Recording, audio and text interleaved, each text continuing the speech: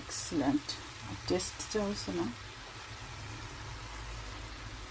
চেখে দেখলাম, একদম দারুণ। লবণ, মরিচ, মানে ঝাল, লবণ সমস্ত কিছু একদম পারফেক্ট হয়েছে। তো আপনারা চাইলে হলুদ ব্যবহার করতে পারেন, এটা অপশনাল।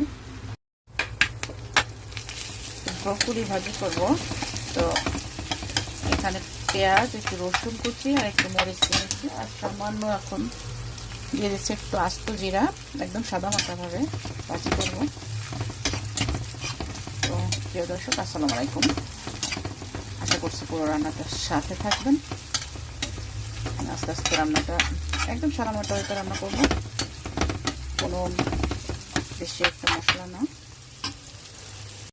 এই ব্রোকলিগুলো আমি এখানে ভালো করে কেটে ধুয়ে একদম কি বলবো যে পানিও ঝরে গেছে। আর এখানে পেঁয়াজ পাতা, এই যে পেঁয়াজ সহ একদম নতুন যে বাজারে এসেছে সেই পেঁয়াজ পাতা সহ, আর এই ব্রোকলি কেটে নিয়েছি এখানে পরিষ্কার করে। তো এখন দিয়ে দেবো এই ব্রোকলি, মানে পেঁয়াজ ভাজার ভিতরে।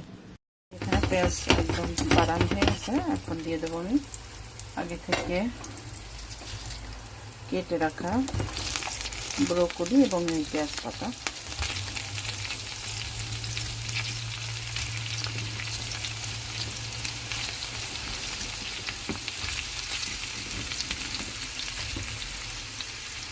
এখন সামান্য লবণ আপনারা পরিমাণ মতো দেবেন।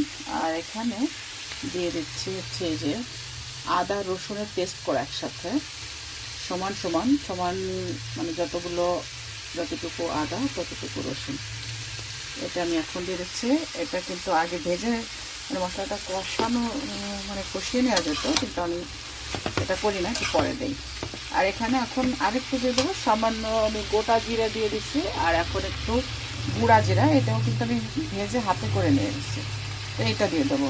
আর শেষ, এই তো এটা দিয়ে হালকা নাড়াচাড়া করতে করতে যখন নরম হয়ে যাবে, হয়ে গেল আমার ভাজি, আর কিছুই লাগবে না, কিছুই দেবো না।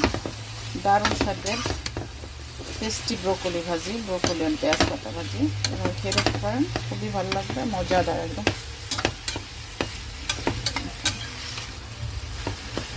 দারুণ স্বাদের। ভালো থাকবেন আশা করছি, আর এভাবে আমার রেসিপিতে রান্না করে খাবেন আর আমাকে জানাবেন। ভালো থাকবেন, আসসালামু আলাইকুম।